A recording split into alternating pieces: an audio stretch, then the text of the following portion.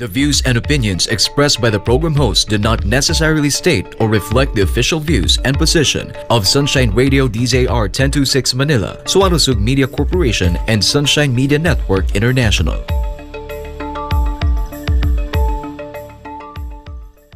Para sa Diyos at Pilipinas nating mahal. Kailangan yung tayuan yung prinsipyo. Kailangan nandudong ka lagi sa tama. Para ito sa mga tunay na lalaban para sa bayan. Pagkamali, banatan. Pero pag tama naman, palakpakan natin. Yan ang banatero, walang inuurungan. Pag tama, palakpakan. Pag mali ay babanatan. Yan ang banateros, boses ng ordinaryong Pilipino. Banateros ay walang makakaawan. Yan ang banateros, walang inuurungan. Pag tama, palakpakan. Pag mali ay babanatan. Yan ang banateros, boses ng ordinaryong Pilipino. Banateros ay walang makakaawan.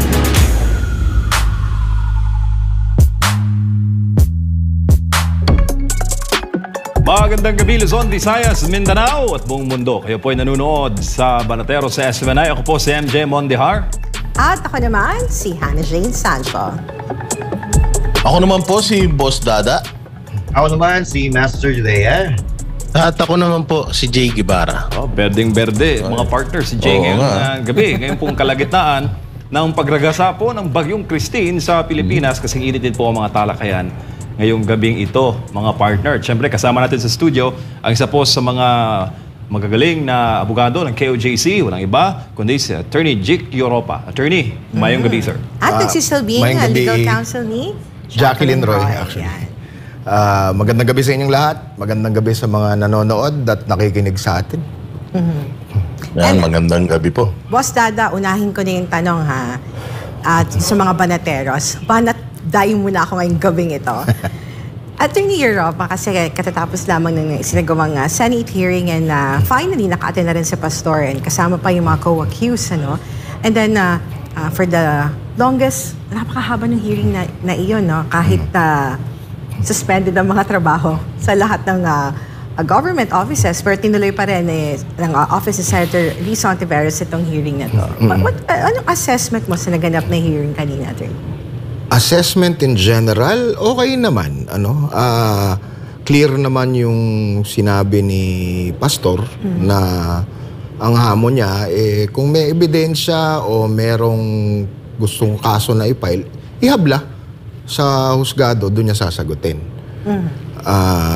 Meron lang tayong siyempre, merong mga narinig na paninira o merong mga opinion na because it was supposed to be tawag dito, a Senate hearing in aid of legislation. Maganda nga yung sinabi ni Senator Tolentino nung umpisa. He was very clear on what the purpose, o ano yung dahilan kung bakit merong mga hearing ang Senado, which is na in aid of legislation. Ibig sabihin nun, hindi siya adversarial. No? Hindi dapat na pagharapin ng mga tao para mag-away sila doon. Ang purpose ng isang investigasyon ng whether Kamara o Senado, ang purpose niyan is mag-gather ng information para sana magamit ng mga mambabatas natin para gumawa ng mga bago o improvement sa ating mga batas. Medyo nakakatawa lang din ng konti isipin kasi kanina merong mga resource persons na nagsabing marami na tayong batas. If I remember correctly, sino nga yun? Sila, yung taga-Shield, sinulat ko yun somewhere. Yung sa center po, yung si Executive Director Angelo Tapales ng Council for the Welfare of Children, pati yung si Executive Director Eileen Sana, Center for Migrant Advocacy, kasi medyo sinulat ko yung mga sinabi nila. Pareho sila halos ng sinabi na we have many laws already. I mean, there might be some room for improvement, pero we have so many laws already on the issues that were being tackled. So medyo kulang yata ng resources para sa tamang implementasyon o better na implementation, or kulang lang talaga ng implementation. So, yun nga, ang ano ko dun is, kung yun yung sinasabi ng mga resource persons na people who are in the field, people who are involved in the implementation itong mga batas na to, ano yung purpose ng supposedly in aid of legislation na hearing? Sir, how do you see this, Attorney Europa, no? Kasi si Pastor, ongoing pa yung pagdinig ng kanyang kaso and he's not convicted sa kahit anong krimen. But then because dinala sa Senado ang ganito ang kanyang kaso, hinarap yung mga witnesses and hindi natin malalaman kung paano vinet yung mga witnesses and if kung yung mga statements na sinabi, although nag-oath naman sila doon, talagang totoo at may basihan at may ebidensya sila. At anong ibig sabihin nito, Attorney Europa, that in the future, kapag may mga prominenteng figures, like Pastor, who is still innocent and yet hindi pa na-prove yung mga accusation, anytime gagamitin ang reason that it is in aid of legislation, senators can bring personalities and then their witnesses iharap at doon gawin ang pagdinig. And of course, nandun ang media and of course the social media. Ngayon, ang tao, mag-base sila doon sa nangyayaring live, iisipin nila na baka possible na guilty si Pastor or talagang nagsisinungaling yung mga witnesses doon. Okay. Balik tayo doon sa introduction or sinabi ni Senator Tolentino kanina. 'Di ba? Yun yung purpose. Hindi siya, klaro yung sinabi niya hindi venue para manghusga ng tao ang Senate investigation. Kaya lang, medyo kung napanood nyo yung kanina, pati kung nabasa nyo yung mga resolution na dati, meron ng pronouncement dati pa na crimes were committed and are continuing to be committed. Tapos merong mga sinabi kanina that yung parang I'm not sure about yung exact term, pero may opportunity for the victims to confront. Tapos yung ending, yung medyo matindi dun, yung ending. Kasi yung ending parang, kung sa amin mga abogado, ang tawag namin doon parang promulgation of judgment. Yeah. Kasi meron ng conclusions, meron ng, meron ng mga nasabi na lumalabas sa kanilang sinasabi na guilty na. Yun nga, pending pa yung criminal case. Kaya nga hindi ako pwedeng magsalita about the merits nung kaso kasi meron tayong tinatawag na sub judice rule. Ang merong karapatan para mag-weigh ng evidence ay yung husgado. So, hindi dapat in any way merong mga publications or may mga statements, public statements na trying to influence one way or the other yung magiging resulta nung paghusga, nung pag-weigh ng husgado doon sa ebidensya. Ayaw naman nating i-violate yung rule na yon. Ano? Pero doon sa Senate kanina, kaya nga, minsan medyo nakakapika, pakinggan, pero kaya maganda nga yung sinabi ni Pastor na hindi ito yung proper forum. So, ayaw niyang sagutin yung mga tanong kasi nga, meron namang may nakapile na na kaso sa husgado. Yung iba naman, di natin alam kung magiging testigo ba sa same case yun. Kaya ayoko din pakialaman yung merits nung sinasabi nila. Pero, sabi nga niya kanina, kung may kaso kayo, ihablan niyo ako. Pailan niyo ng kaso siya o yung mga kasama niyang mga opisyal ng kay OJC para nasa tamang forum yung pagpipresenta ng ebidensya. Mahirap kasi doon, yung bang, paano ba natin i-paraphrase? Mahirap makipaggera, natalo ka na. 'Di ba? Yung mahirap makipag walang right to cross, walang right to present your own evidence, mga ganun. So because again, the intention of a legislative hearing is to gather information. Kumuha ng mga impormasyon para yung mga mambabatas na kumukuha ng impormasyon, magamit nila yun para gumawa ng bago o mas magandang batas. Hindi talaga, maganda yung pagkakasabi ni Senator Tolentino kanina hindi yun ang tamang forum ba na manghusga ng tao. Kaya nga sinabi niya, we are not here to judge anybody. Although, parang nangyari.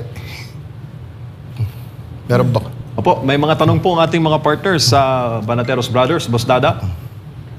Bigay lang ako ng reaction tungkol sa hearing kanina kasi talaga naman, considering na syempre tayo na nakakakilala kay Pastor at tayo na naghatid ng totoong balita noong 16-day siege dyan sa KOJC, totoong balita na walang putol, as in live na ipinakita natin lahat na nangyayari doon, unedited, unfiltered. Pero naririnig natin itong ganitong klase ng mga hearings na malino naman sa sinabi ni Coco Pimentel na hindi sila nandoon para mag-prosecute.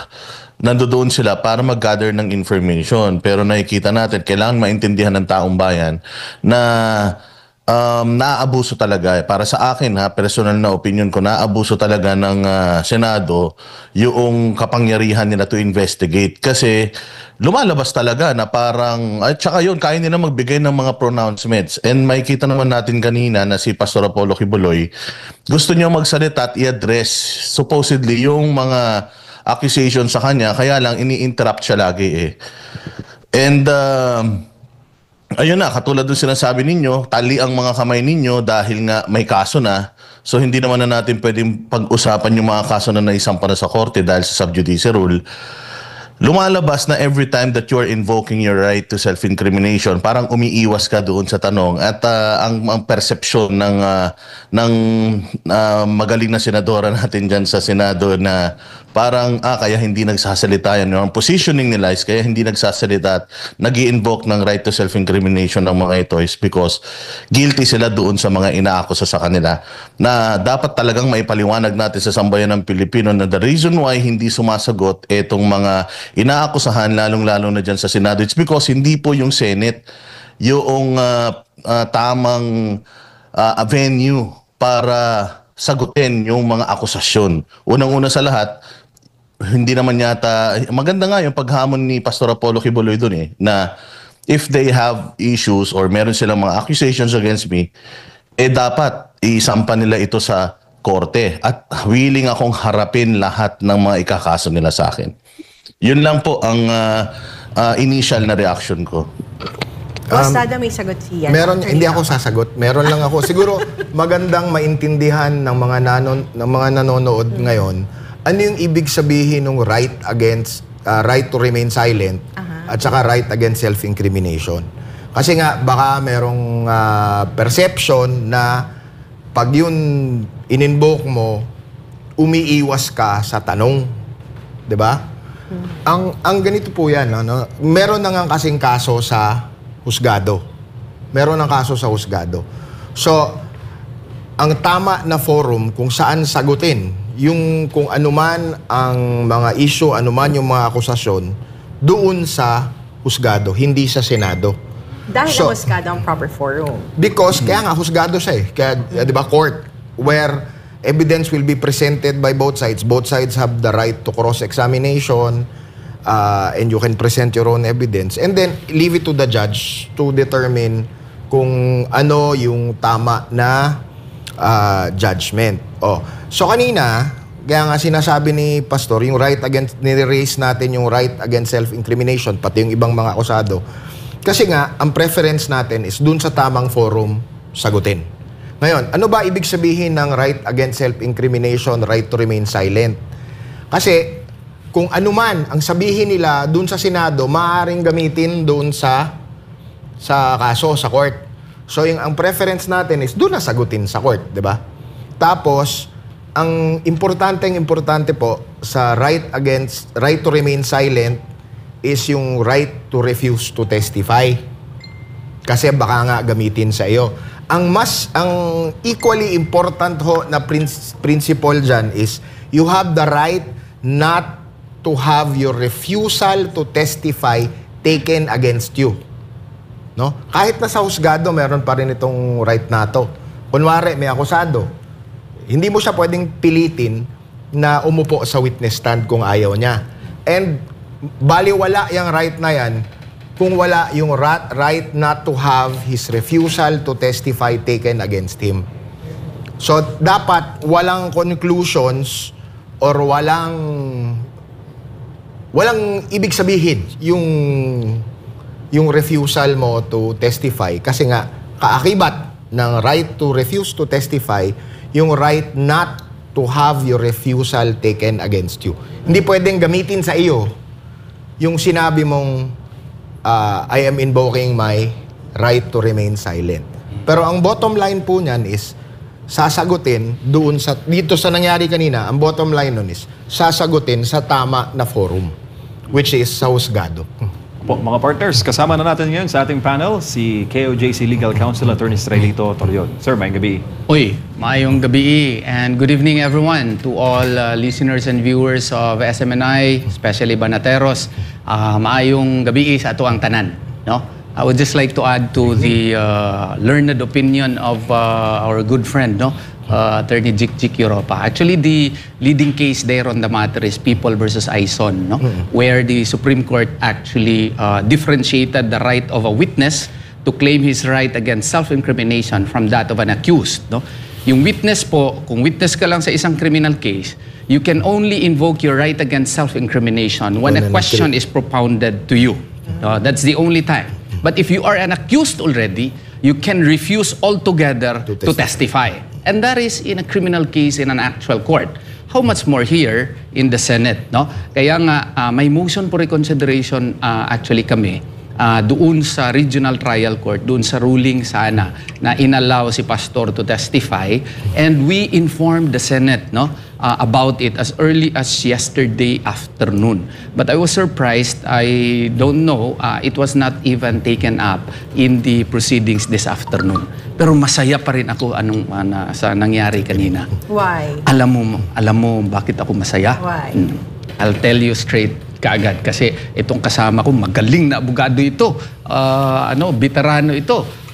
Ang nakita ko kasi kanina, matagal na rin tayo sa practice po. Ang dami naming nalaman sa kanila. Alam na namin ngayon kung sino yung mga 5 unidentified witnesses. Alam na namin kung ano yung... Baka lang, malamang. Baka lang. Alam na namin ano ang mga testimonya nila lahat. Pero wala talaga silang nalaman galing sa amin. Yun, no? So, for us, if ever there will be cases that will be filed later on, we can already anticipate and project. And of course, prepare. Yun ang pinaka-importante doon. So, kaya nga, maganda yung nangyari kanina. Even if under attack lahat si Pastor, but he was able to acquit himself very well during the hearing. And because of that, no, in my heart, alam ko naman lahat yun mga paratang lamang because of the political season and because of the political divisiveness that we have in our country today. But at the end of the day, so long as the sun rises in the east, justice will prevail. Sir, may dagdag na interaction si Master Judea, partner natin sa Banateros Brothers. Alright, so magbibigay po muna ako na maiksing opinion regarding sa nangyaring hearing kanina. Then after that, may tanong po ako nila attorney, no? So, well, kanina po, buti nagsalita po si Attorney Tolentino, katulad ng sinabi ni Attorney kanina, na ginawa ang hearing na yon hindi para ipahiya ang kung sino man, kundi para makapag-isip o makapagbalangkas ng magandang batas para sa mga issue na ganito. Well, kanina halatang dismayado si Risa Ontiveros kasi nga medyo nahiya ata siya kay Senator Tol Tolentino dahil doon sa mga sinabi. Dahil, unang-una, wala po siya napala kay Pastor Kibuloy at doon sa iba pang resource person. At halata naman na ang ginagawa niya, pinoprovoke niya ang kampo ni Pastor para patulan yung mga aligasyon ng mga testigo nila para i-distract ang kampo ni Pastor. At tama lang na in-invoke nila yung rights nila kasi nasa korte na po yung kaso. Hindi ko alam kung bakit may Senate investigation pa na nasa korte na po yung kaso. Kasi kung sasagot naman si Pastor, ikakat lang nila ng ikakat, yung sasabihin ni Pastor, wala ring mangyayari. At sino ang maniniwala doon? Doon una naniniwala ako na that was an aid of legislation. Pero nung bandang huli, medyo nagbago na yung paniniwala ko. At sino nga naman maniniwala na aid of legislation? Sa akin, demolition job po yung ginawa nila kanina. Kasi ang ginagawa nila kay Pastor, kinakabit nila sa mga Duterte, yung kaso ni Pastor Apollo Kibuloy. Dahil yung Duterte ay mga kritiko na rin ng mga Marcos ngayon. At sa bandang uli, ay hinusgahan na ni Ontiveros si Pastor Apollo Kibuloy. At hindi lang ngayon noon pa man, hinusgahan na ni Senator Ontiveros si Pastor Apollo Kibuloy, hindi pa man nadidinig sa hukuman yung kaso. Para bagang guilty na si Pastor sa mga aligasyon sa kanya. Sino si Ontiveros para magbigay ng verdict sa isang akusado na hindi naman siya abogado? Ito namang testigo kanina na kung kailan tumanda na, after 24 years, tsaka nagsalita na hinaras siya, binastos siya ni Pastor. Isa daw siya sa mga pioneers sa KOJC, 39 years na po nag-i-exist ang KOJC. At noong 90s pa daw po siya inaboso ni Pastor. Bakit hindi ka nagsalita noon na nagsisimula pa lang yung KOJC na wala pang gaanong impluensya si Pastor Kibuloy? At meron naman doon yung Mary ba pangalan doon, paiyak-iyak pa, na hindi naman pala siya naabuso. Muntik na daw siya maabuso. So halatang gusto lang talaga nila pabagsakin si Pastor Kibuloy at ikonekta sa mga Duterte para mawalan ng tiwala yung tao sa mga Duterte. At itong mga testigo nila, kung hindi tumakas sa KOJC, tiniwalag. Ako hindi ako pabor sa mga pag-aabuso. Pero kung sa tingin ko, yung inaakusahan ay mabuting tao, paano natin paniniwalaan yung mga akusasyon na yan? At mas maniniwala po ako doon sa mga member at worker na nasa loob pa ng KOJC kaysa doon sa mga tumiwalag na o tumakas sa KOJC. Ngayon, ang tanong po sa mga magagaling nating abogado, yung kanina po na ginawa na hearing dyan sa Senate, may epekto po ba ito sa kaso na sa isinampang kaso kay Pastor Apollo Kibuloy? May implikasyon po ba ito sa actual case? O pwede ba gamitin ang mga nangyari kanina as an evidence sa actual na kaso? Ako muna, okay. Mahirap, dalawa kami, so hindi ko alam kung sino sasagot. Yung nga kanina, sinabi ko na rin kanina, hindi namin alam, merong possibility na yung mga testigo na nagsalita kanina, baka gamitin na testigo dun sa mga kaso sa husgado. Kasi meron pa kaming issues doon, ayoko na i-discuss yung merits, kasi merong unidentified witnesses. Baka sila yon. So, hindi namin alam. So, mahirap ding pag-usapan namin kung kapani-paniwala ba o hindi yung mga sinasabi nila. Gaya na sinabi ni Atty. Torion kanina, ang advantage lang natin is kung gamitin man sila, narinig na namin kung ano yung gusto nilang sasabihin nila. So, makakapag-prepare kami ng mabuti para sa cross-examination nila, or meron ding mga testigong pwedeng ipresenta na para ma-counter yung ano nila. Pero mahirap na pag-usapan yung merits nung kanilang mga sinabi kanina dahil nga posibleng gamitin silang testigo dun sa kaso sa husgado, no? Yun yung mga kasi nga 'di ba unidentified, tapos meron pa kaming mga pending issues regarding yung unidentified witnesses. Ayaw naman namin pag-usapan yung merits nun kasi nga tatamaan tayo ng sub judice rule. Ito ngang medyo alakanse kami kasi the detractors against Pastor Apollo Kibuloy can actually have their letter published in the newspapers, and then on our part we have a hard time what to decide whether or not we will respond to it, because we know as lawyers we could not talk about the merits of the case, no? Now, with respect to your question po, sir, sa nakikita po kanina ay Sa tingin ko, pabor na pabor sa amin yun. Kasi wala talagang relevance yung mga testimony nila doon sa kaso po na ay hinaharap po ni Pastor Apollo Sikibuloy, no? So, I would like to believe that they may be listed as witnesses, but even the prosecutors themselves would have a hard time presenting them, knowing that there is a problem as to its relevance and materiality in proving the guilt of Pastor Apollo Sikibuloy over the particular complaint of Blenda Portugal. So yun po ang magiging problema po ng prosecutor po dyan sa topiko po na yan. Attorney, before kay Jay Guevara, no, how do we protect an innocent person na maging biktima ng trial by publicity? Yan yung kaya may sub judice rule supposedly. That's sorry doon ako nakatingin sa kanya. Yun yung reason kung bakit may sub judice rule, no? Ang sub judice is, ang ibig sabihin lang, it's under the court or under litigation. So bawal talaga na supposedly mag-discuss ng merits ng kaso kung yung kaso nasa hukom mo na. Ang reason for that is precisely to avoid trial by publicity. Yung nga, sana, in an ideal world, in a perfect world, people follow the rules. Wala sanang ganon, Pero alam naman nating lahat, hindi naman tayo naive, na yun na nga, nangyayari yung ganon na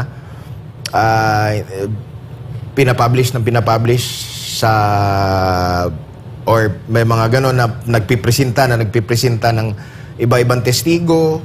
Wala kang right na magpresenta ng countervailing evidence o yung laban na ebidensya. Wala kang right na mag-cross-examine. Wala kang right yung mga abogadong magsalita minsan. So, kami, tali yung kamay namin Pero yung kabila, supposedly tali din. Kasi nga, sinasabi natin kanina, gaya ng in-emphasize ni Senator Tolentino, it's not supposed to be, hindi dapat manghusga ng tao sa hearing in aid of legislation. Pero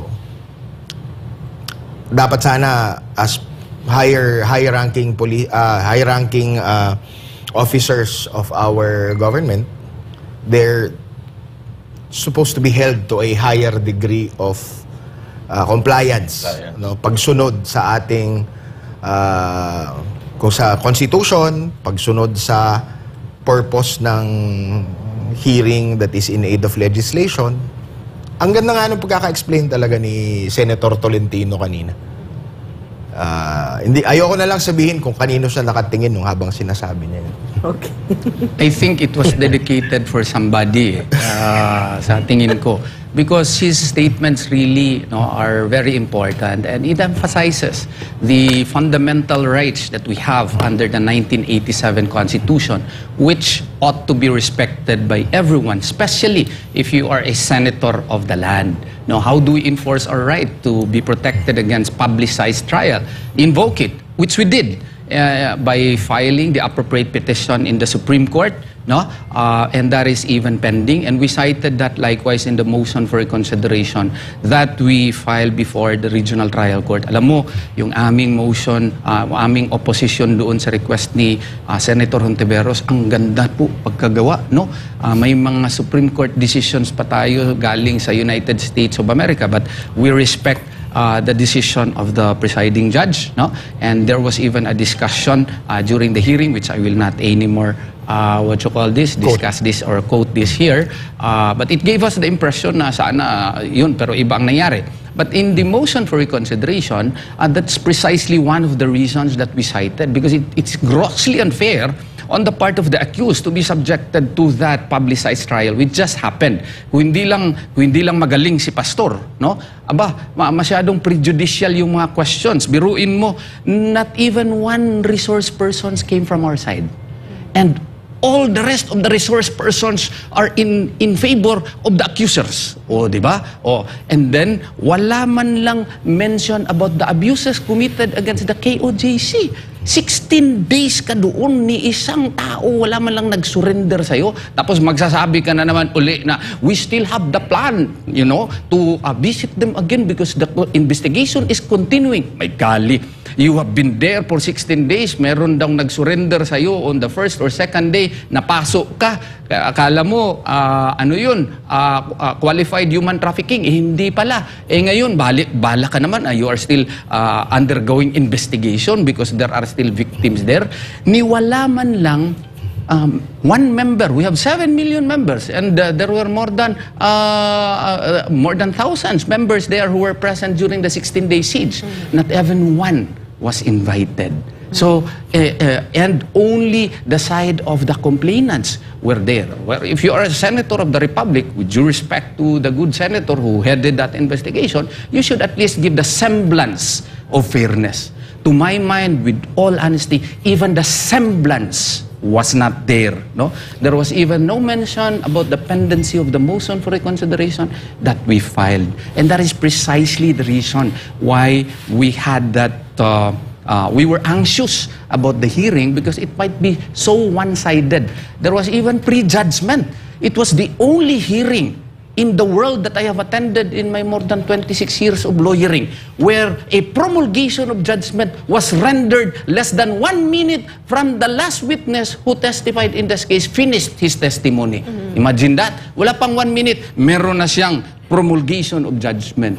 No? Prepared. Oh, parang promulgation yun eh. Tapos may mga declarations na siya doon na para bang pinako na niya sa krus si Pastor Rapulo, si Kibuloy, na wala man lang kaming karapatan na cross-examine doon sa kanilang mga witness. Hindi nga kami makapagsalita because the Senate Rules of Investigation prohibit us from even talking or being made as resource persons. And that is grossly unfair if a person is made a resource person and he is already an accused in a particular case.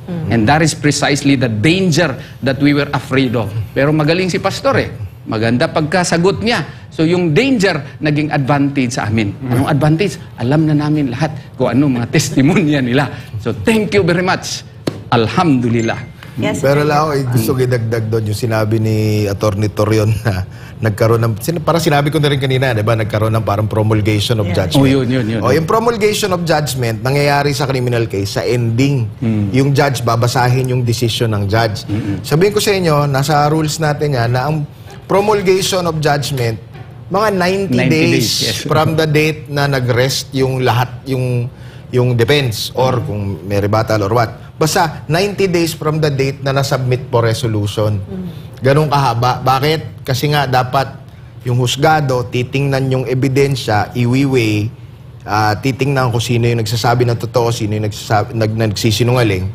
Kailangan mo ng ganun na panahon para ma-review at ma-examine. Yung kanina, yung sinasabi ni Attorney Torion, walang 1 minuto galing sa huling testigo or hindi naman testigo talaga, technically resource person. Resource person.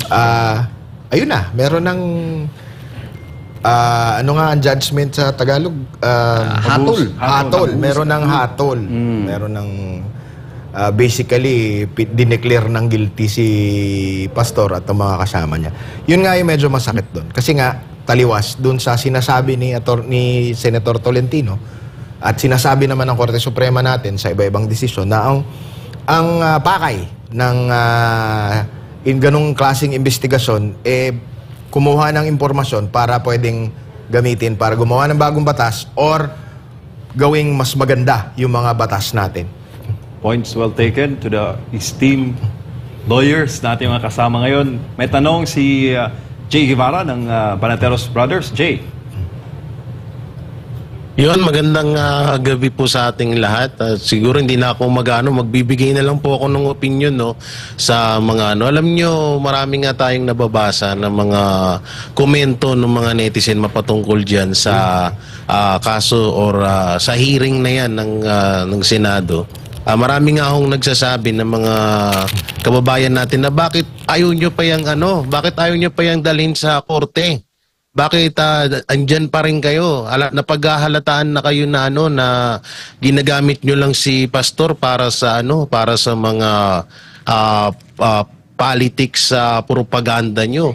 O kasi nahuhuli na nga daw nila yung strategy ng mga dagawa ng pagkatapos daw kay Saldico, kay Alice Go, ay ito naman kay Pastor naman daw ngayon nakatuon itong lalong-lalo na itong si Hontiveros. Kaya nga sabi nung taong bayan, dalhin nyo na doon kasi na rin kami, nananawa na daw sila lalo na dito kay Risa. Oo, dali na lang sa korte yan kasi kagaya nga nung sinabi ni Pastor, marami ding sumang-ayon ng mga netizen dun sa sinabi ni Pastor na kung gusto ko talagang may nagawa kong haharapin ko yan at sasagutin ko yan sa korte. Hindi dapat nga dyan sa Senado. Katulad lang nito, bakit nasabi nating ginagamit talaga si Pastor para sa pamumulitika ng iba dyan. Katulad nito, si former DILG Secretary na may banat na naman kay Pastor na sinasabing hindi daw karapat-dapat si Pastor sa Senado, dapat sa kadahilanan nga daw na may kaso. So yan isang halimbawa na talagang maraming gumagamit, talagang ginagawa nilang si Pastor para sa kanilang pamumulitika. Tsaka ito bilib ako kay Pastor kanina, halos talagang nasagot niya ng matuwid lahat ng halos ng katanungan doon at hindi katulad nung iba na mga kapag tinatanong alam niyo yun, yung parang katulad niya nila Alice Go na laging hindi alam, samantalang si Pastor kanina talagang nasasagot niya ng maayos at ayun nga ang kinatuwa ng ibang mga netizen na talagang naniniwala sila na itong si Pastor Apollo Quiboloy ay talagang inosente gawa ng doon pa lang sa sagutan ni Pastor talagang diretsuhan at hindi man lang daw nauutal-utal. May tanong ako ang Dito magtatanong. pala may mga nagtatanong din pula kasi may mga nakapansin. Ako kasi mahilig ako magbasa-basa din ng mga komento ng mga kababayan natin.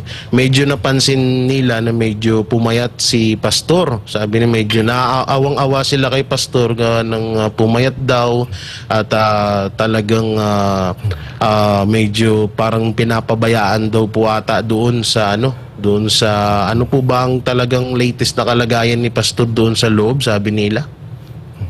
Ayun, ako ang magtatanong. Ako magtatanong kasi walang tanong si Jay Guevara Ang tanong ko para sa mga abogado natin at saka sa iyo, Ma'am Hana. Ayun, una sa mga abogado natin, gusto ko pong malaman kung ano po yung definisyon ng police brutality. Yun po bang mga napansin nating human rights violations or mga violations ng mga kapulisan natin dun sa 16-day siege, pwedeng makonsider as police brutality. Kasi yung kaibigan ni Atty. Torion na ubod ng sinungaling na reporter, tinanong siya, may nakita bang police brutality doon sa loob, napakabilis siyang sinagot na wala. So yung bang paghuhukay doon ng walang pahintulot at yung pagsira sa mga properties makukonsidera nating police brutality. And ang tanong ko naman kay Ma'am Hana, anong feeling na hindi ka nang sama at nandoon ka habang naririnig mo itong mga kasinungalingan ng mga resource person dyan sa Senado? Thank you very much. Ako siguro muna kasi si Bobet nasali dun kasama, wala ako sa siege wala. So, yung basic muna tayo, meron tayong tinatawag na rules of engagement para sa mga pulis. Meron silang nakalagay din sa rules of court natin kung ano yung pwede nilang gawin pag nag-i-implement ng warrant of arrest. Yung sinasabing police brutality, kung lumapas or lumampas dun sa pwedeng gawin, di ba? Kung ito lang yung pwede mong gawin, lumampas, yan, pwede mo nang tawaging violation ng ano yung pwede nilang gawin. Kaya nga medyo masama din yung loob ko kanina at sinite yung statement ng IBP Davao City. Kasi fair naman yung statement ng IBP Davao City kasi nakalagay lang doon kung ano yung pwedeng gawin, tsaka ano yung paglampas na sa pwedeng gawin. Hindi naman sinabi ng statement ng IBP Davao City na tama yung one side or the other. Ang sinabi lang, ito yung rule of law. Ito yung, ano ba yung limit ng pwedeng gawin. No? Kaya medyo masama din ang loob ko nun kasi dati din akong opisyal ng IBP Davao City Chapter, si Attorney Torrio naman. Dati din, pareho kami naging governor, tapos dati din siyang chapter president, no, ng IBP. So medyo masama yung loob ko nun at ginamit at sinabi raw ng IBP Davao City na walang mali na nangyari. Pero dun sa mga actual na nangyari dun, meron na ba kayong gipail na kaso? I have the right to remain silent. Hindi ko kasi alam. Kasi nga, hindi ko alam kung meron na silang inakit na kaso. Kasi kung meron na silang inakit na kaso, matatali na naman yung mga kamay namin. So, anyway, obvious naman kung ano yung pwedeng gawin. Tapos, alam naman din natin kung ano yung nangyari. Meron namang evidence, diba? So, siguro, I will presume na meron nang na-file sila, Bobet. So, hindi ko na lang i-discuss kung yung merits naman. Ito yung problema talaga namin mga abogado. Maraming, paano ba yung sabihin? Maraming balakid sa pwede naming sabihin. No? Maraming rules. Kaya nga kami, para kaming nagagano, navigate carefully because we do not want also to be reprimanded, no? Now, but however, in answer to the question as to what is police brutality, no? These are actions which exceed the normal operating procedure of policemen in the performance of their duties and functions. Like for example, with respect to the siege August 24 to September 8, no? Did the police exceed their functions in the service of one warrant of arrest? Pwede ba yun? Na ginawa na nilang, no? They used a single warrant of arrest which they showed to me as a license to convert the KOJC into a police garrison, into their instant boarding house, in converting the cathedral into the advanced command post, in using as a legal subterfuge a mere warrant of arrest, in staying in a school, and not only that, in excavating therein and tunneling therein for whatever purpose it may serve them. No? I say that was a perfect example of police brutality. No? And you know, you should commend my good friend General Torre. Why? Your very good friend. My very good friend. No, I have nothing personal against him. No, why? Should we commend him? Because he will be the subject of many lectures in the future of many law professors as to how not to become like him. Yes, that's true. That's my honest opinion on the matter. No, because this is the only instance where a warrant of arrest has been made more powerful than a search warrant and more powerful than any edicts or orders from a court, because he practically lived there with 4,500 policemen, according to him, in the Senate investigation, and he made it his own house already, where his men were sleeping already in the lawn, and he prevented the members in praying in the cathedral. Any sane person would tell you that that is not correct. Because a warrant of arrest is a warrant of arrest. It cannot be used to already sequester a property for 16 days and act as if you are an owner.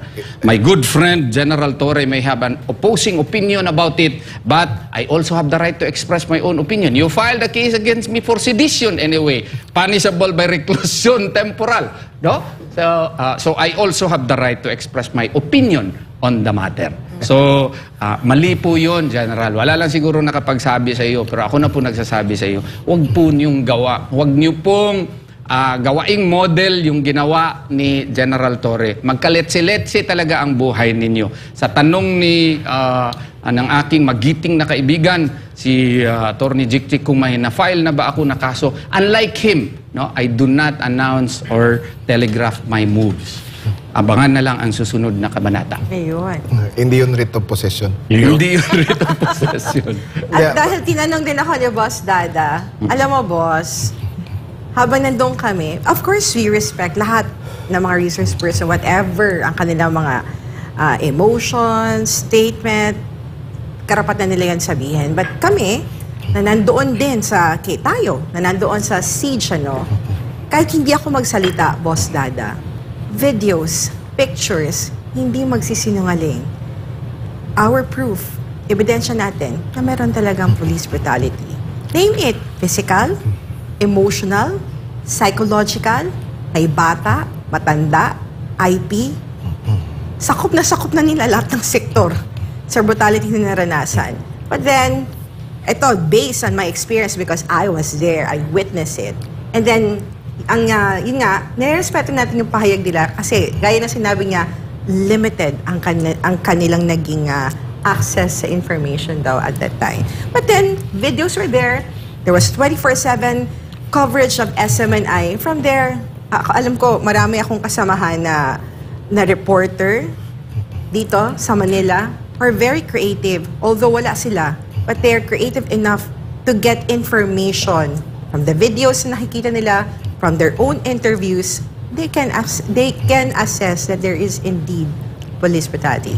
Yes, Attorney. Wala nga ako dun sa siege, so ayoko mag-comment ko ano yung nangyari dun. Although, of course, marami naman akong yung mga associates ni Bobet, associates ni Attorney Tolentino, mga dati din naming estudyante, so minsan sila yung victim. nagte-text sa akin. So, minsan, anyway, ang isang kanina na nangyari, nagulat na naman ako, nakakita na naman ako ng Matrix.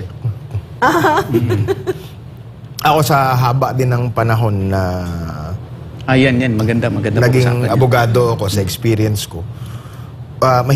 Mahilig ang law enforcement sa militar sa Matrix. Papansin ko rin yan. Ako kanina, tinitingnan ko yung Matrix, tapos nakakatuwa yung sinasabing, hindi naman nakakatuwa, nakakatakot actually, yung sinasabing for validation.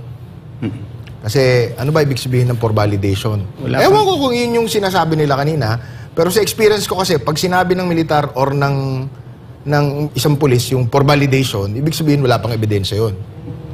Yun yung pagkakaintindi ko, ha. Of course, baka mali ako, pero sa experience ko, I have to interject you there, Jika. This is the only in the Philippines and only in the PNP, ha. Why? Because this is the only investigation where the result has already been predetermined and they are still looking for evidence in order to correspond to the result. So kumbaga may find ito, guilty si pastor ng human trafficking, okay? Trafficking in persons. Pero maghahanap pa kami ng ebidensya para mayroon na. Kasi ang proseso, mag-imbestiga ka. And based on the evidences that you have already secured, then you make a conclusion. And then you prepare the affidavit complaint based on the evidences that you have gathered. Only in the Philippines where you can find that the PNP has already predetermined that pastor is guilty of human trafficking, and now we are looking for witnesses in order to confirm that he is in fact guilty of human trafficking. Alam mo, kung sa US ito or sa Europe ito, siguro pagpagalitan yung ating mga kaibigan na nandun. No? Kasi ano ba kayo? Ang investigasyon dapat ay sikreto. Kasi kung alam mo na kung anong resulta, matatakot na yung tao ngayon mag-imbestiga kasi may resulta ka na eh. You will only get the affidavits which will conform to your result. No? What kind of an investigation is that? You have already published to the whole world that we are investigation and we already have a result. And please, kung kayo man, meron kayong mga testimony, gawaan namin kayo ng affidavit. Kabalbalan yan sa tingin ko. Tagalogin ko lang na konti, masyadong in English ko. Sorry. Kanina actually, while that was happening, nagtitinginan kami dalawa at medyo natatawa, pati pati nga yung mga, yung ibang abogado nagtitinginan kami. Kasi, di ba, ang dapat Englishin ko rin you follow the evidence.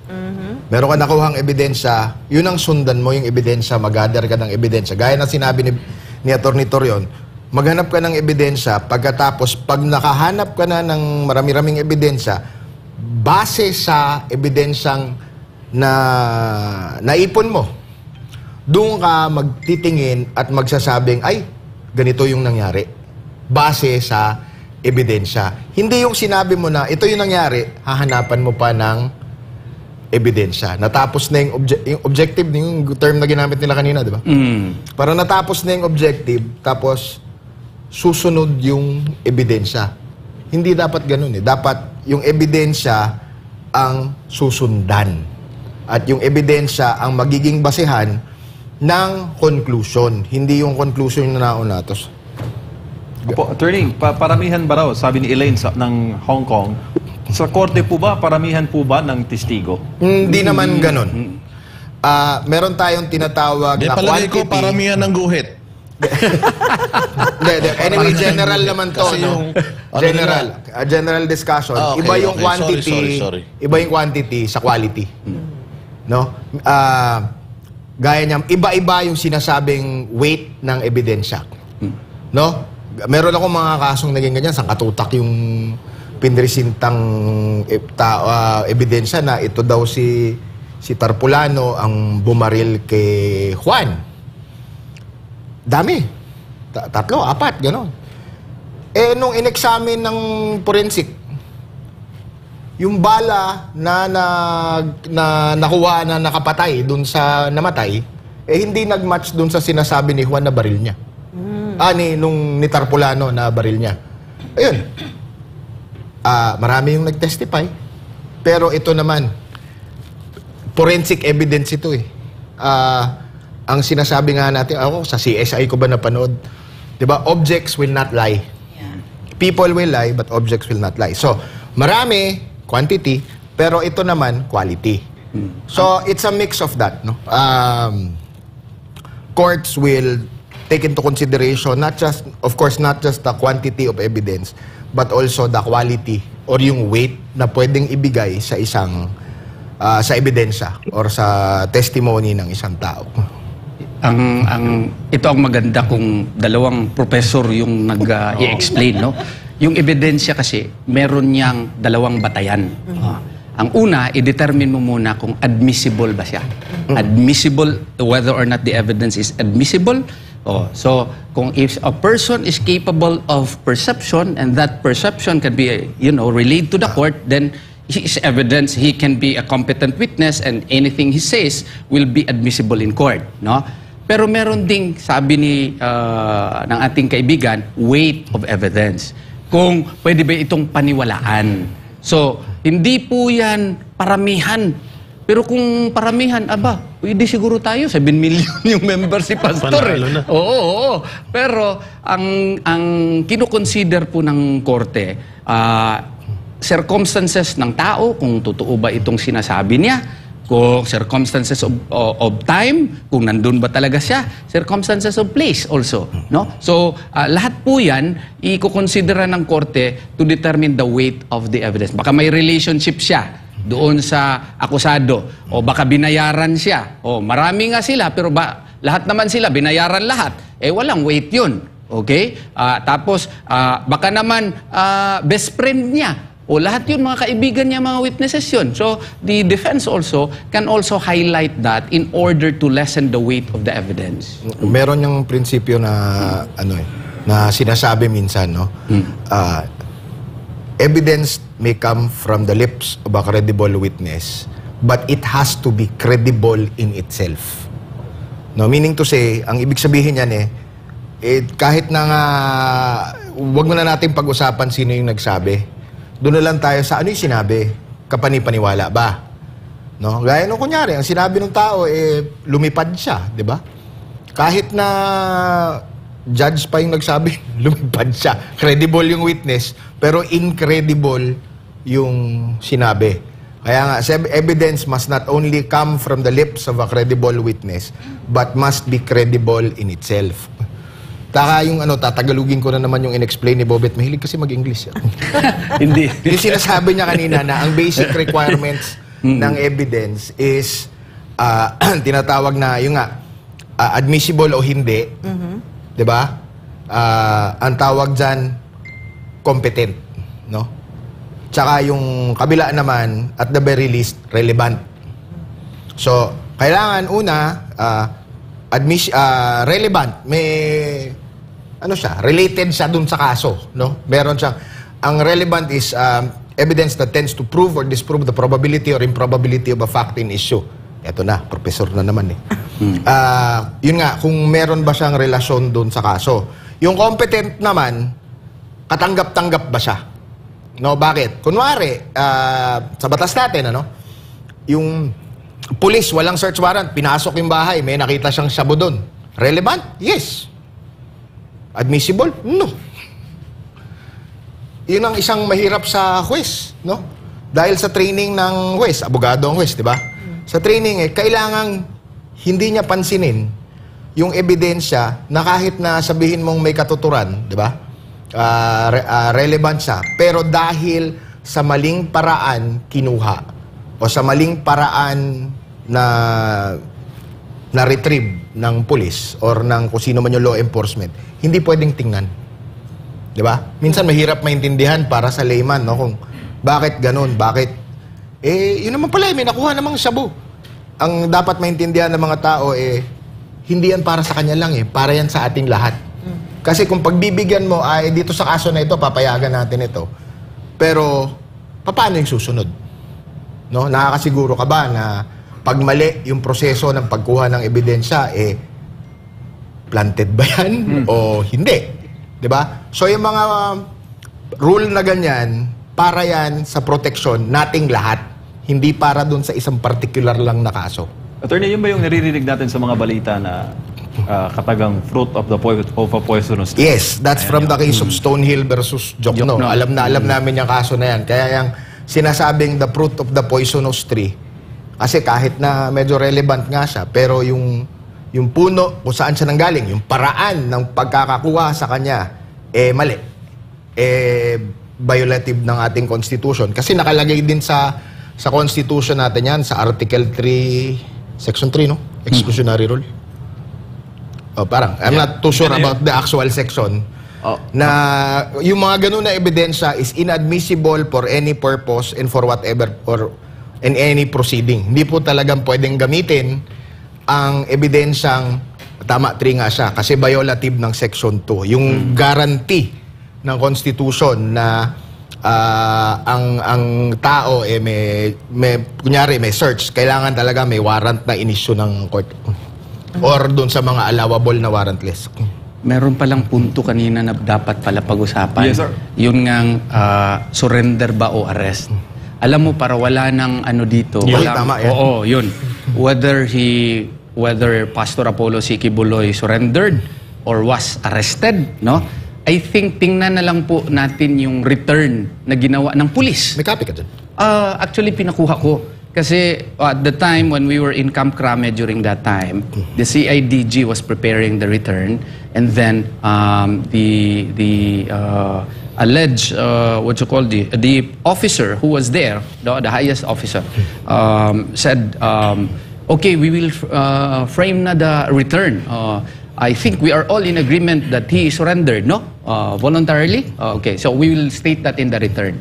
So, tingnan po natin kung anong nakalagay doon sa return para, ano kasi yun PNP, it was the PNP who prepared that. Executed. And it was the PNP who executed it, and it is a public document. So, there is a prima facie presumption that all the statements there are true and correct and prepared regularly. There is presumption of regularity. So, tingnan natin kung anong nakasaad doon. Alam mo na anong nakasaad doon? He voluntarily surrendered. Kasi yun naman talaga po ang totoo. And as a matter of fact, there was an interview by our good friend, General Torre, right after there was a news, no? Nagsabi pa nga siya nun kung pwede natin ma-play. Actually, I do not know the details of it. We will just ask the DILG secretary. You remember that? Yes. Kasi the truth of the matter is, he did not know anything about it. Exactly. Yes, and of course he will deny it. Alam mo naman yung kaibigan natin, magiting, matapang. He will deny it. Pero ang totoo nun, wala siyang alam po nun sa negotiation namin sa ISAF, and we will leave it at that. Yan din, yung nakapost dyan, official document yan. PNP galing yan. Database ng PNP. And it's a public document. Public document yan. Oo. Yan voluntarily surrendered. So, pero hindi lang kasi kami makapagsalita doon because of the rules of the Senate, and we respect that. But we also have the right to air that out to the public because that is a matter of public interest. Yan po ang nangyari dito. Hindi for validation to, ano? Hindi for validation. Hindi. That's a fact talaga, sir. Kasi nagkuha na kami ng certified true copy. No? May official letter na kami sa korte. Tapos, ang gagawin namin, kunin namin yun, tapos, ipakita kay pastor. Ito po, pastor, yan ang return. Kasi nagkuha ako ng copy nung gabi na yon, nung September 8. Gabi na ba siya? Naabutan nga kami ng madaling araw nun mga 3 o'clock na siguro ako nakaalis, wala pa rin silang copy. And they promised to give me the next day. September 9 na yun. Pagka next day, nakalimutan na hanggang ngayon. So, ang gagawin ko, kukuha na lang ako ng kopya doon sa korte. Pwede naman yun. I think, explain lang natin. Ba't hindi kaya kinwestiyon niya? Hindi naman. Ang explain ko lang is, kasi nga mahilig mag-English yung kaibigan ko. Ano yung return? Yun. Ano ba ibig sabihin ng return? Ang return kasi palagi namin ginagamit ng mga abogado yan. Ang basic na ibig sabihin ng return report. Yung bang, pag may inutos yung korte, serve mo tong summons kay ganito, serve mo tong warrant. Yung tao na nautusan, pag natapos, gagawa ng report sa court para ma-update yung court kung ano yung nangyari. So, yung sinasabi ni Atty. Torion na return, ang ibig sabihin po nun, report ng pulis sa husgado. Kasi yung husgado nag-issue ng warrant, pulis ang nag-implement, tapos CIDG, no? CIDG. So, yung CIDG ang gumawa ng report na sinumite sa husgado. So, yun Kaya yun ang Kaya yun ang pangit sa Court of Public Opinion, no? It doesn't have to be true. It just has to look like that. Kasi parang gano'n na lumalabas kung ano na lang yung opinion nila. Yun na lang yung pinakikinggan. And speaking of, gusto ko lang matanong si Brother MJ Mondihar kasi patungkol naman to dun sa fasting kasi alam ko si Brother MJ Mondihar taunan na nagfa-fasting yan. Ikaw ba, Brother MJ, pag nagpa-fasting ka ba, ano ba yan? Pinaparusahan ka ba? May ginawa ka bang kasalanan kaya ka nagpa-fasting, sir? Hindi, mabuti nga sa kalusugan, Boss Dada, ang pagpa-fasting Hindi lang KOJC gumagawa nun. Tanungin rin natin si Atty. Torion. Bahagi rin yan. 30 days ng mga kapatid nating Muslim. So, nakakaduda nga yung hindi lang nakakaduda, nakakatawa yung statement kanina nung humarap sa Senado dahil ilang araw daw siya nag-dry fast, tapos may 10 araw, may 1 buwan, tapos buhay pa. Diba? Kasi nagtatawanan nga kami ni Jik kanina. Kasi sabi niya, dry fast daw for 10 days. Oh my God, patay ka na 10 days. Di ka mabubuhay niyan, dry fast in 10 days. Tapos 3 months all in all. Dry fast. Kami po mga Muslim, no? Meron kami pag Ramadan, no? Ramadan. 1 month yan. Pero kami, sunrise to sundown. Okay? So, wala talaga, maski tubig, wala ka. Laway mo. Hindi mo pwede lunukin yung laway mo. Okay? Sunrise to sundown for 1 month. After ng 1 month, you will see a significant, change ng iyong weight at saka yung yung appearance mo. Kasi magliit ka talaga, no? Pero yun sa kanya, grabe.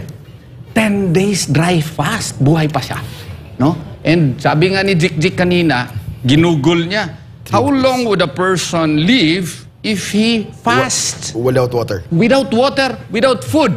3 days lang, patay ka na. Pero yun sa kanya, matindi. 10 days, 39 days. tapos on the 39th day daw, uulitin na naman another, hanggang 3 months daw ata. Ungko, grabe ito. Grabe na... Comedy Oo. May Tapos meron pa isa. yan, attorney. Meron pa isa. Sabi, dinala ako sa Cebu. Ano yun? 1985, dinala ako. Tapos, doon daw sila sa 19... Tapos may tanong ulit si Senator Hontiveros, kailan ka inabuso, inumpisahan, sinimulang abusuhin? Sinimulan po niya akong abusuhin October of 1993. Uy, saan na yung 1985 na ni-rape daw siya in effect, no? So, yun yung, imagine, she committed such grave inconsistencies in a Senate hearing. How much more if she will file a case? And lawyers like me and Attorney Jik Europa will conduct her cross-examination. Ito, binayolate ni Bobet yung usapan eh. Dapat wag sabihin yun para pag nagpa... Ha? Grabe yun. Para pag Right then and there, sabi ko, grabe ito na testimonya, no? Masyadong incredible. At nakikita naman yun ng mga tao. Pag makita mo yung mga comments, nako, medyo mahirap po paniniwalaan. Mahirap talaga kung binabasa mo lang iyong testimony at kapag tinanong ka na ay hindi consistent ang iyong sagot. Ang nakakatawa doon... tanong. Yes. Oh, yes.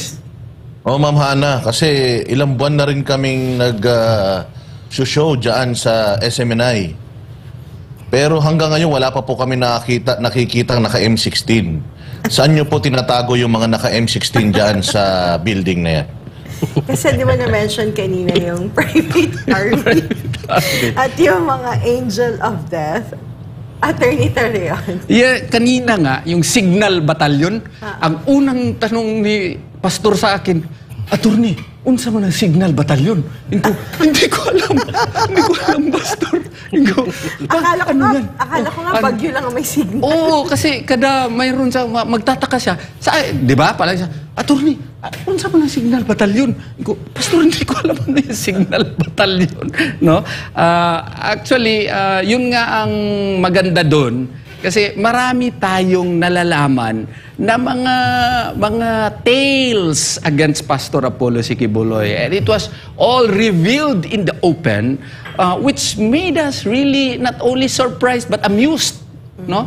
The word is not anymore surprised, but the accusations are amusing, bordering on ludicrousness.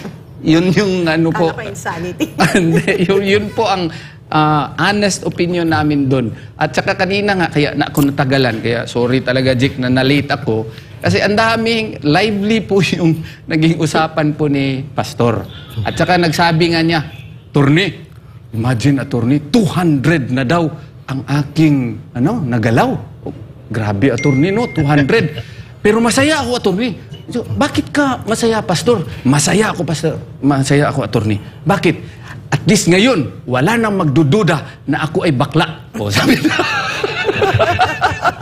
Yun ang sabi ni Pastor, ha? Wala nang magdududa na siya ay bakla. O, yun. O. So, kung iba Attorney. Yes, may tanong pa ako. Kasi and then yung tungkol dun sa extradition na 'di ba tinanong ni Coco Pimentel, meron ding Tolentino. No, tinatanong ni Tolentino yung ating mga taga Department of Justice.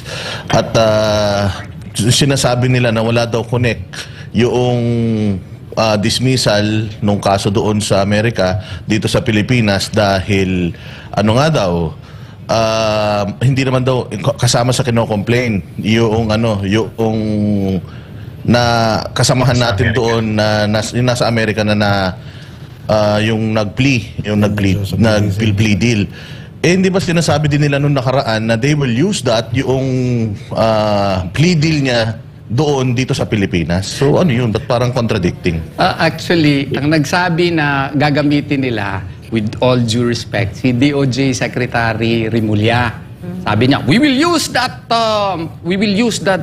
latest result now in the United States of America. Pero nung nabasa pala nila siguro, na na-realize niya, na-dismiss yung human trafficking, na-dismiss yung money laundering, na-dismiss yung forced labor, no? So, hindi pala hindi pala ito tulong sa atin. So, ngayon, ang kanilang line is wala po yung kinalaman dito sa kaso. And objectively, di ba, I have always been consistent, wala din talagang kinalaman yun. Kasi ang kaso po dito pertains only to Blenda Portugal, her complaint against Pastor Apollo Sikibuloy. Pero ang nakakatawa kanina sa aming mga lawyers is, parang hindi nila na-brief, hindi ata sila nag-usap. Hindi sila nag-usap. Kasi ang ginamit na reason nung taga-DOJ is Article 11, Paragraph B of the U.S.-Philippines Extradition Treaty. And what is that?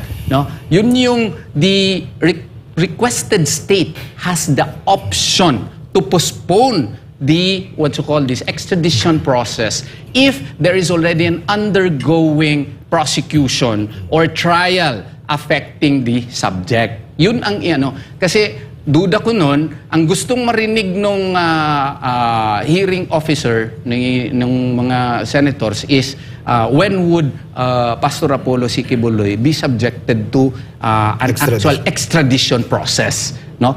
Pero ang sinagot nung taga DOJ, which she was also correct na indeed, if you will read the U.S.-Philippines Extradition Treaty under Article 11, Paragraph B, the requested state really has the option to, postpone the extradition process while the subject is undergoing prosecution or trial. No? So, yun ang kanya. Pero, hindi na-mention extensively under Article 4 of the RPUS Extradition Treaty na pag na-acquit si Pastor Apollo Sikibuloy, and if the extradition, subject of the extradition is the same case, extradition can no longer go on. Yun po. So, medyo hindi nag-connect ata hindi in accordance with the wishes of whoever wanted Pastor Apollo Sikibuloy to be extradited based on the honest answer of the DOJ representative. Right. Sir, ano po ang bili ni Pastor sa araw na ito, Attorney Torion? Ang sabi niya is tatag lang talaga, no? Ang sabi nga niya, no, kung totoo yung mga sinabi ng mga complainants, they have the option really to file cases, no? Ang problema lang siguro ni Ma'am Valdihuesa, allegedly na-rape na daw siya noong 1985, no? Nagalaw siya sa Cebu, sa isang hotel na maganda daw. Ang problema niya, 1985, 1995, 2005. Naku, nag-prescribe na po Ma'am Valdihuesa yung complaint kung totoo man. Kasi that is already parang halos kaedad ko na lang yung nangyari yun, no? So medyo may problema ata yung testimony ni Ma'am Teresita Valdihuesa. At saka sa other yung mga iba pong mga complainants po doon, yung isa hindi pala siya hindi pala siya na-abuse, muntik lang, no? Pero hindi ka naman pwede kasi mag-file ng kaso na I was about to be raped, no? Hindi naman pwede po yun. So, yun nga lang, tatag lang tayo, ang panahon lang siguro ngayon ay this is the season of tribulation, but there will soon be a season of, redemption, and there will be a season also where our Pastor Apollo Sikibuloy will be acquitted of all the charges or the cases against him will be dismissed. Okay? Iba po yung dismissal, iba po yung acquittal. So, pero whichever, mangyayari po yan by the grace of Allah subhanahu wa ta'ala. Attorney Chick? Yes, sabi nga po ni Pastor kanina, that truth will set us free. Yes. Kasi kanina, natatawa nga po ako kanina, kasi yung isang pulis na nagsasalita ay parang nagagalit kasi may nakita ata siyang tumatawa doon sa kampo ni Pastor. Medyo nagalit siya. Mamaya, hindi na kayo matatawa pag pinakita ko yung susunod na slide. So, for validation naman pala. Napag-usapan din kanina yung yung Angels of Death. At parang kinokonekta nila ito doon sa Task Force Davao. Si EGT. Totoo daw po. totoo daw po na nag-i-exist po itong mga angels of death at may ebidensya po sila na hawak. Pero, for validation. Master Judea, may task force Davao dyan sa Makati, ha? Take note. Meron daw. Meron nga daw sa taas. Nandito sa Makati, yun ang sinasabi kanina. Ba't di natin nakikita? Ginagamit daw ito ni Pastor, panakot sa mga miyembro ng KOJC na gagawa ng hakbang or magkakamali sa kongregasyon. So, Ma'am Hana at partner MJ, meron po ba tayong ganyan dyan sa Makati? Para di namin nakikita yan eh. Yung angels of death na panakot daw sa inyo, sa mga tumatagos-tagos din ba yan sa dingding? Tanungin natin ang BFF ni Attorney Torion. I don't know really about these angels of death, no? Pero alam ko po, sa alam ko lang ha, ang pangalan ko ay Israelito. No, I researched that, and actually this is related to the angel Israfil, no? Angel Israfil is actually the angel of death. No? He is the one who is a very powerful angel who will announce the end of the world. Parang ganun yun siya eh. Oo. Pero to say that there are angels of death and really craft this as if this is true in order to feed to the world that this is true, but in their own presentation, lo and behold, subject for validation.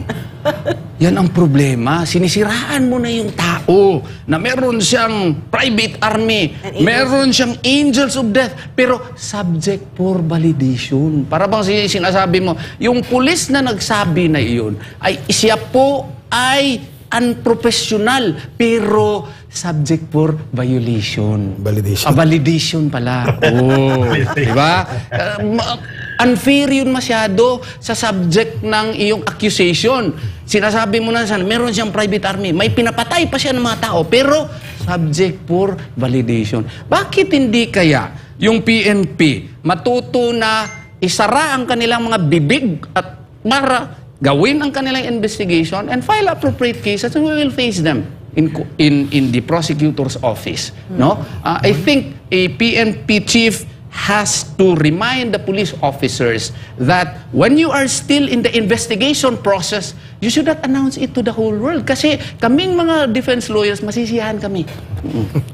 Masisiyahan kami. You know why? Because it is an advance information to us.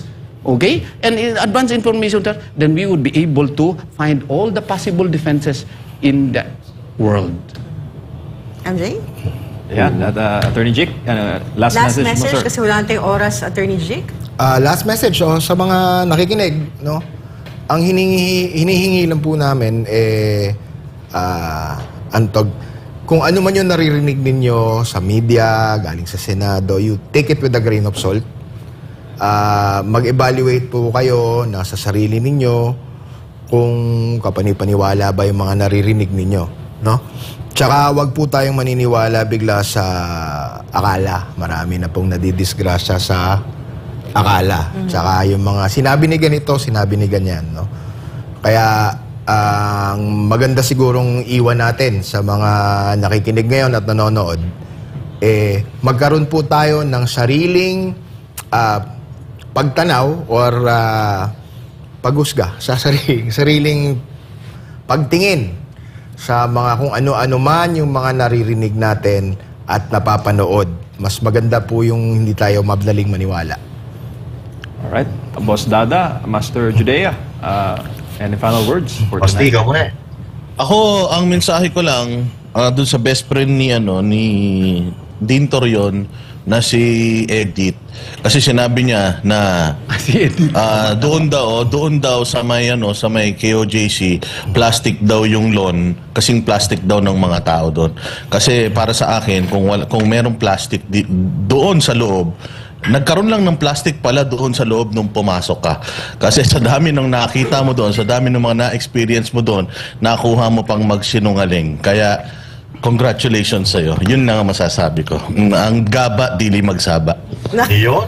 Okay. So, ito observation ko lang. Hindi ko alam kung nagkakataon lang. Pero napapansin ko, na kapag may binabalak silang masama sa KOJC at kay Pastor Apollo Kibuloy, may nangyayaring malawakang baha sa Luzon. Nagingit-ngit ang langit. Noong KOJC Seeds, di ba? Naglitawan yung mga sasakyan sa NCR dahil napakataas ng baha. Ngayon naman, pinipersecute siya sa Senado, halos buong Bicol, lubog sa baha. At may kaugnayan ho ba ito? Pero ito lang sa akin, doon sa mga nasa gobyerno natin, gawin lang po natin ang tama. Kung ano po yung trabaho na iniatang po sa inyo, gawin nyo ng tama. Hindi yung pabaling-baling kayo dahil sa kapangyarihan at sa pera. Alright, Jay Guevara.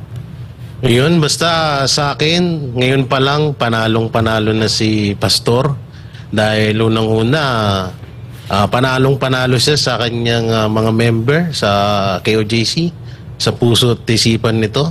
At panalong-panalo si Pastor sa mga netizen dahil yung iba kasi akala nila ay mas lalo pang nadagdagan or mas lalong dumami ang naiinis sa KOJC or kay Pastor. Hindi.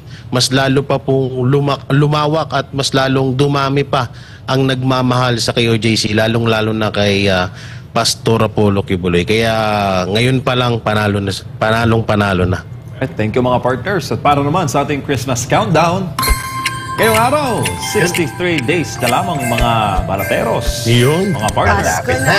Merry Christmas. Longest Christmas season ng Pilipinas eh. Oo nga. Okay. Grabe. 62 days na lang para maghanda ng regalo ang banateros. Alam na din. Malapit Ano na. gusto mo, mamahana? Ayun. Talagang ako. Alright. Uy, maraming salamat po, MG. Of course, we'd like to thank Attorney Torreon, Attorney Good evening. Europa for giving us your time. And natutuwa tayo akala mo, habang nagde-discuss sila, estudyante ako ng College of Law habang nakikinig. So, swerte yung mga estudyante ng JMC College of Law. Ganito kagagaling. I-recruit natin si Jik na magturo sa JMC Law School. I-recruit natin yan. Tapos ibang school pa. Ateneo. Attorney Europa. Of course, si Attorney Sa Ateneo ako nagtuturo. Of course, Kahit kami mga banateros, marami po you kami as a professor po, that you're a very good teacher po. Para magturo po ng batas sa ating mga estudyante, kahit saan pang paaralan. Alright. At kami rin. Alright. Kitang-kita po tayo muli mga barateros. Ito lamang sa SMNI. Pag tama palakpakan, pag mali banatan. Ako po si MJ Mondihar. At ako naman, si kapartner Hannah Jane Sancho. Ako naman si Boss Dada, Pastor Apollo Kibuloy for Senator. At ako naman, si Master Judea, tatag lang.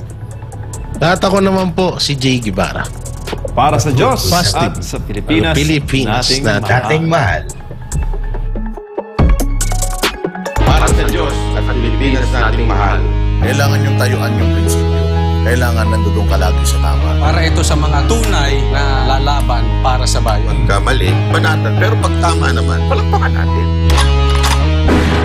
Yan ang banateros, walang inuurungan. Pag tama palakpakan, pag mali ay babanatan.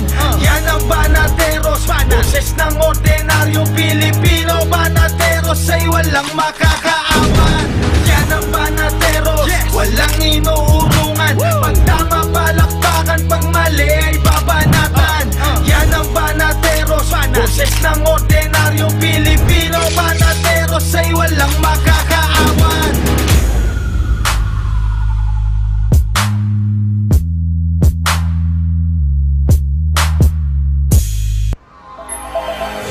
Subscribe to SMNI News Channel and turn on the notification bell to keep you up to date. Also visit our official social media accounts and join our community on Viber and Telegram.